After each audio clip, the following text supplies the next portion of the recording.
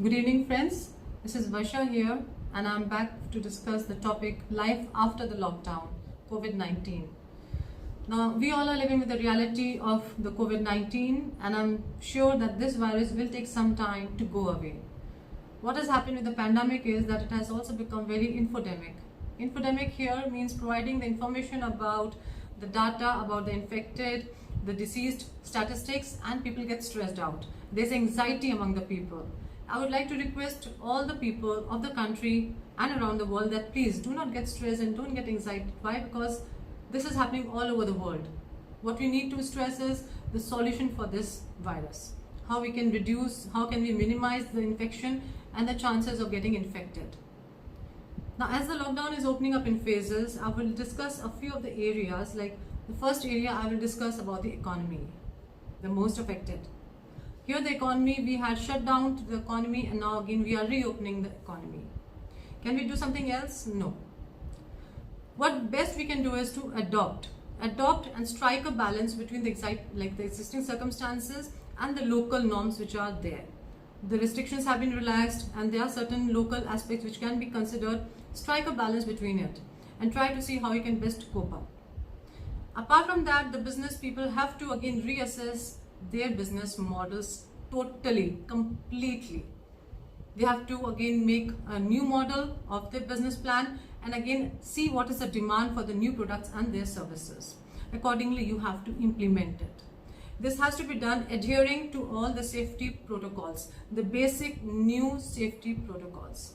What we have to again see here is the empty chair economy.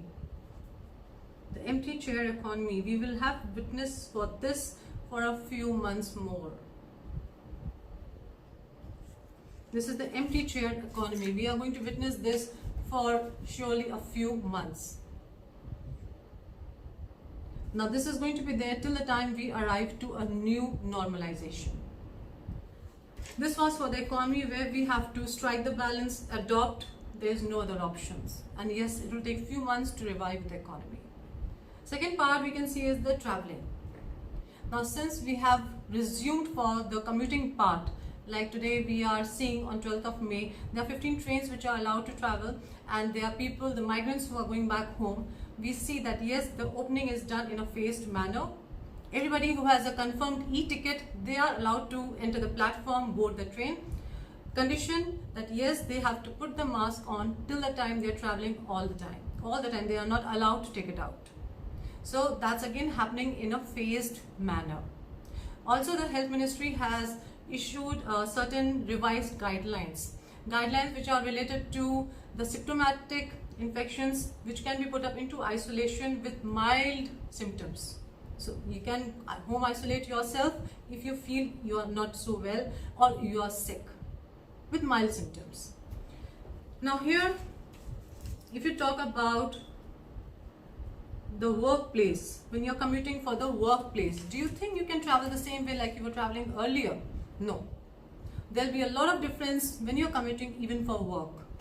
When you talk about the airport, there will be a lot of changes you will see.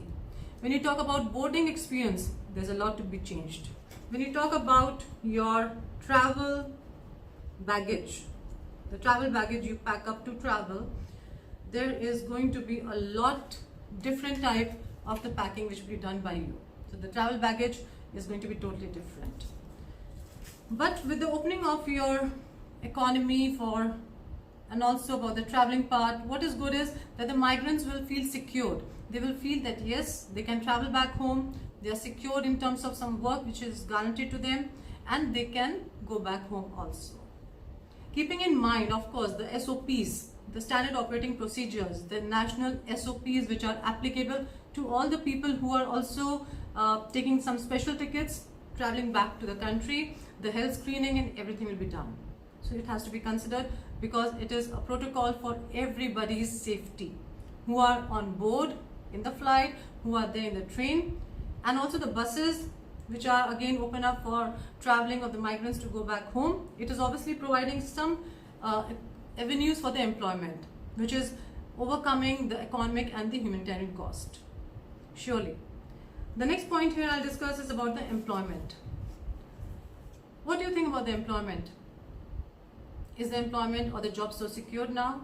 No. And surely the world of work will be very different where you are operating from. What is going to be happening is the uncertainty. Uncertainty about the job, about your livelihood. There will be uncertainty about the job and about the livelihood. This uncertainty can, of course, linger a bit longer.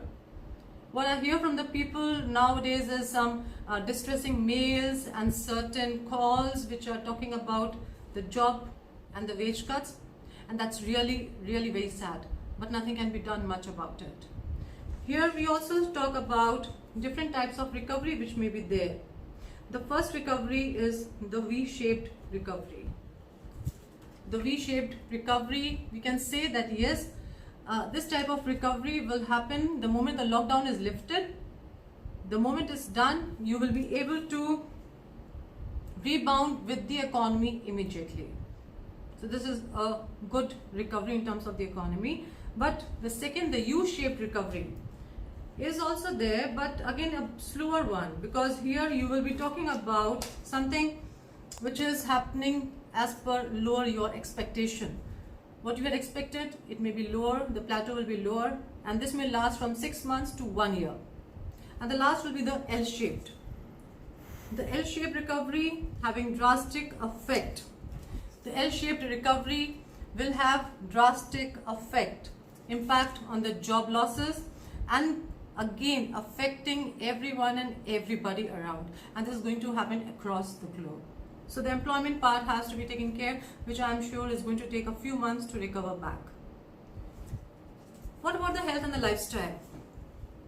The health and lifestyle is not just about the mask. The life is much more beyond that. So if you want to create a list of whom you want to interact, you can make it through the social bubble, and you can find who are the people whom you want to interact with, who are in your list, and you can interact and you can make it a part of your life. But the most important thing that is going to happen, a mandatory part for getting the coverage under the insurance programs, under the insurance companies. And this is not only for the family, not only for the individuals, but also from the corporates to give the coverage to their employees. So the new habits which we have developed during the lockdown, exercising, meditating, all these need to be taken care so that we are able to continue with those newfound, you can say, your habits, your hobbies, and making it a part of your life. This also includes some newfound realizations. The newfound realizations for feeling better, feeling positive, very important. So this newfound realization is going to help us out for our new health and the lifestyles. The respiratory hygiene which needs to be maintained in the public places, the kind of gatherings which is to be limited to the minimum number of people around, not going and restricting the visits to the club, restricting the visits to any of the restaurants or to any place where there is going to be a crowd or there is any chance of the infections to be rising. It is very important. The last here I will say about the schools and the educational institutions. Here the NCERT. The NCERT has already submitted a drafted guideline to the HRD ministry. And NCERT has proposed some really good changes so that it can be done for the new role which calls upon the parents. The new role calls for the parents to adopt and see what is happening when their child is leaving from the school and again traveling and coming back home, what all has to be taken as a part of the advisory. It is very important, very vulnerable, and one has to be taking it up very seriously. Similarly, the UGC has also given some simplified norms for the children and for the students who are in the current academic session. They can go for their exams and they can give their exams, which is going to be uniform so that everybody gets a fair chance, whether they are doing it online or they are doing it offline, and their semester starts in the month of August. Whereas for the new admissions and the new enrollments, the admission starts in the month of September. So here I would like to add on that yes, this virus is a part of our life. We need to take all the precautions as per the advisory, which can be, yes, from physical distance moving to the social distancing, adopting both.